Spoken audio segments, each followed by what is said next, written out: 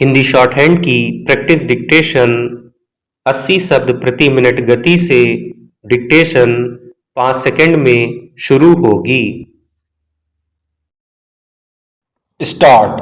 मौसम की अपनी गति होती है और सामान्य स्थितियों में वह पारिस्थितिकी चक्र को बनाए रखने का एक जरूरी हिस्सा होती है, मगर पिछले कुछ समय से इसके स्वरूप में तेजी से बदलाव दर्ज किया जा रहा है और खास तौर पर बारिश की वजह से होने वाली तबाही की तस्वीर ज्यादा बिगड़ती जा रही है।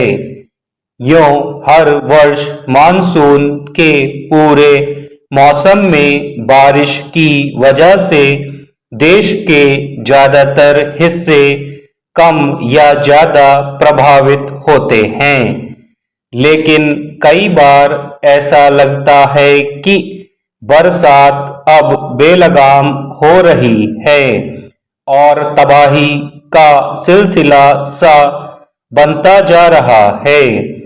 पिछले दिनों उत्तराखंड के धराली और हर्षिल में, फिर जम्मू कश्मीर के किश्तवाड़ में बादल फटने और उससे हुई जान माल की भारी तबाही की जैसी घटनाएं हुई, उन्होंने देश के बाकी हिस्सों के लोगों को भी दहला दिया। अब कश्मीर के कठुआ में भी बादल फटने और भूस्खलन की घटना में 7 लोगों की जान चली गई। दूसरी ओर मुंबई में लगातार 3 दिन की बारिश के बाद हालत यह हो गई मानो शहर में बाढ़ आ गई हो। वहां कई इलाकों में जलभराव की वजह से जनजीवन पूरी तरह बाधित हो गया। कई जिलों में चेतावनी जारी कर दी गई है।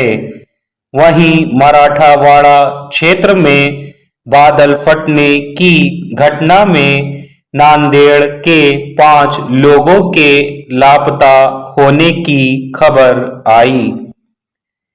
इसी तरह हिमाचल प्रदेश के मंडी सहित कई इलाकों में जिस तरह लगातार बार बार बादल फटने की घटनाएं सामने आ रही हैं, उससे समूची स्थानीय आबादी के सामने किसी तरह खुद को बचाने की बड़ी चुनौती खड़ी हो रही है।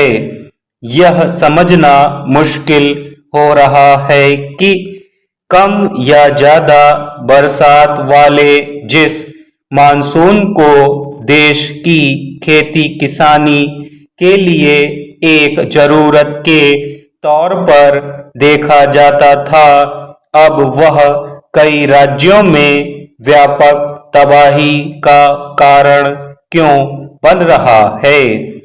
कई इलाकों में अब बारिश के समांतर बादल फटने की घटना में भी इतनी तेजी से बढ़ोतरी क्यों देखी जा रही है। दूसरी ओर कई शहरों में 1-2 घंटे की बरसात में ही सब कुछ ठहर सा जाता है और चारों ओर बाढ़ का दृश्य बन जाता है।